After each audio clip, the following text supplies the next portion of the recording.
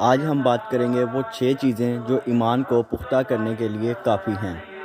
Number 1، نماز۔ انسان کتنا ہی گناہ گار کیوں نہ ہو، لیکن اگر وہ نماز پڑھتا ہے تو ایک نہ ایک دن اس کی نماز اسے بدل دے گی۔ نماز آپ کی زندگی کے لیے بہت ضروری ہے۔ نماز آپ کو ہمت دے گی، نماز آپ کو اللہ کے قریب کرے گی، نماز آپ کو سکون دے گی، نماز طوفانی لمحوں میں آپ کے لیے پناہ گاہ کی جگہ بنا دے گی۔ نماز آپ نے کبھی نہیں چھوڑنی۔ نماز کا ہمارے ایمان کو مضبوط کرنے میں بہت بڑا کردار ہے۔ اس لیے تو ایک کافر اور مسلمان کے میں فرق کرنے والی چیز نماز ہے۔ اس کے بعد دوسرے نمبر پر قرآن پاک۔ قرآن پاک تمام کتابوں میں سب سے افضل کتاب ہے۔ میں نے قرآن سے یہ سیکھا ہے کہ قرآن انسان کا سب سے بڑا استاد ہوتا ہے۔ قرآن آپ کو آپ کے سوالوں کے جوابات دیتا ہے، کیونکہ قرآن شفا ہے، ہدایت ہے، نصیحت ہے، متقین کے لیے ہدایت ہے۔ قرآن آپ کو آپ کے مسئلوں کے حل نکال کر دیتا ہے۔ بے شک قرآن میں زندگی کے ہر پہلو کے ہر مسئلے کا حل ہے۔ قرآن آپ کے دل کو کھولتا ہے اور آپ کو سچ کہنا اور سچ سننا سکھاتا ہے۔ قرآن آپ کو ایک باکردار اور مضبوط انسان بناتا ہے۔ اپنی زندگی میں قرآن کو شامل کریں۔ فجر قرآن پڑھنے کا بہترین وقت ہے۔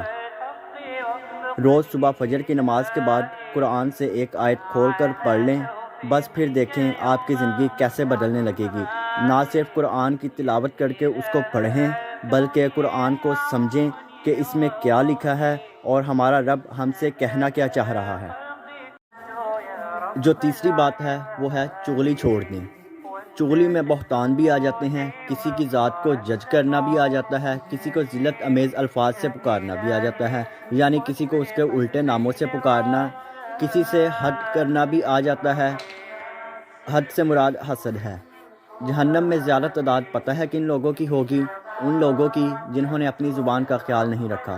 آپ صلی اللہ علیہ وآلہ وسلم نے فرمایا کہ تم مجھے 2 چیزوں کی گارنٹی دے دو، میں تمہیں 2 جنت کی ضمانت دیتا ہوں۔ اور وہ 2 چیزیں کون سی ہیں؟ وہ ان میں سے ایک چیز جو ہماری 2 دانتوں کے درمیان ہے، اور وہ کیا ہے؟ زبان۔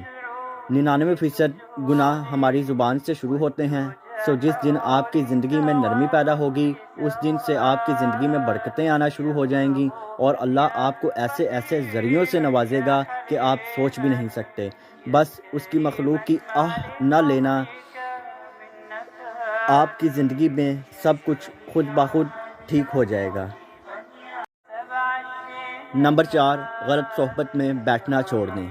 ہم سوچتے ہیں کہ ہماری صحبت کا ہمارے ایمان پر کوئی اثر نہیں پڑتا، لیکن جو ہم دیکھتے ہیں وہی ہم کرتے ہیں۔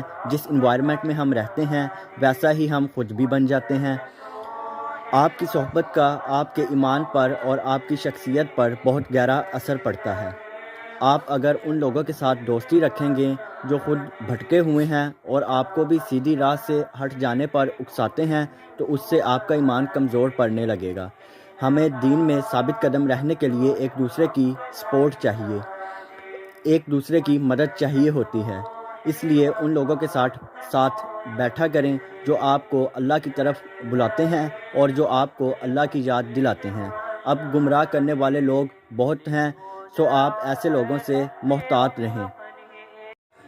نمبر 5 جو بات ہے وہ ہے وقت ضائع کرنا چھوڑ دیں۔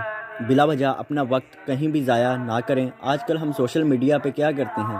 آج کل ہم سوشل میڈیا پہ سارا دن فضول میں اپنا وقت ضائع کر دیتے ہیں، یہاں تک کہ کبھی کبھی تو ہم سے اس سوشل میڈیا میں گم ہونے کی وجہ سے نماز اور قرآن بھی چھوٹ جاتی ہے۔ تو بس یہی ہے کہ اس وقت میں آپ کوئی ایسا کام کریں جس کا آپ کو فائدہ ہو، جیسے اسلامک کتابیں پڑھ لیں، قرآن پاک پڑھ لیں، یا پھر کوئی ایسا کورس جوائن کر لیں جس سے آپ کو اسلام کے بارے میں مفید اور سچی معلومات ملیں، آپ دین اسلام کو سمجھ سکیں۔ یہ بلا وجہ ادھر ادھر وقت ضائع کرنے سے، ایک دوسرے پر تبصرے پاس کرنے سے، حسد میں آ کر ایک دوسرے کے خلاف سازشیں کرنے سے نہ تو دنیا میں آپ کو کوئی فائدہ ملنا ہے اور نہ ہی آخرت میں۔ اپنے وقت کی قدر کرنا سیکھیں اور اسے کسی مفید چیز میں صرف کریں۔ جو آخری بات ہے وہ ہے علم حاصل کریں۔ ایمان علم سے مضبوط ہوتا ہے۔ جو لوگ علم حاصل نہیں کرتے وہ لوگ ساری زندگی الجھنوں کا شکار رہتے ہیں۔ یہ جو ہم قرآن اور احادیث کو سن کر بھی اگر مگر کرتے ہیں نا، یہ اگر اور مگر ہماری لا علمی کی وجہ سے ہے۔ آپ صلی اللہ علیہ وسلم کی ایک حدیث ہے کہ ماں کی گود سے لے کر قبر کی گود تک علم حاصل کرو۔ ایک اور حدیث ہے کہ علم حاصل کرو خواہ تمہیں چین کیوں نہ جانا پڑے۔ چین سے مراد یہاں دور ہے کہ خواہ تمہیں کتنا ہی دور کیوں نہ جانا پڑے، علم حاصل کرو۔ ہم دلائل موجود ہونے کے باوجود بھی بحث و مباحثہ کرتے ہیں، یہ اسی لیے ہے کیونکہ ہمارے پاس علم نہیں ہے۔ ہم لوگوں سے جو باتیں سنتے ان پر اندھوں کی طرح اعتبار کر لیتے ہیں، نہ کہ ہم یہ سوچتے ہیں، نہ اس کی تفتیش کرتے ہیں کہ آیا یہ بات سچ ہے یا غلط۔ ہم یہ زحمت ہی نہیں کرتے کہ ہم خود قرآن کو کھول کر دیکھ لیں، قرآن میں کیا لکھا ہوا ہے، اس لیے علم حاصل کریں۔ قیامت سے پہلے اس دنیا میں علم اٹھا لیا جائے گا اور پھر تب آپ کو صرف وہی یاد رہے گا جو آپ نے پڑھا تھا اور سمجھا تھا۔ سو وہ وقت آنے سے پہلے خدا را اسلام کو سمجھ لیں۔ کچھ بھی توڑ مروڑ کر نہیں لکھا اللہ نے، سب کچھ کلیئر کٹ لکھا ہے، بس آپ کو اپنا دل کھولنا ہے۔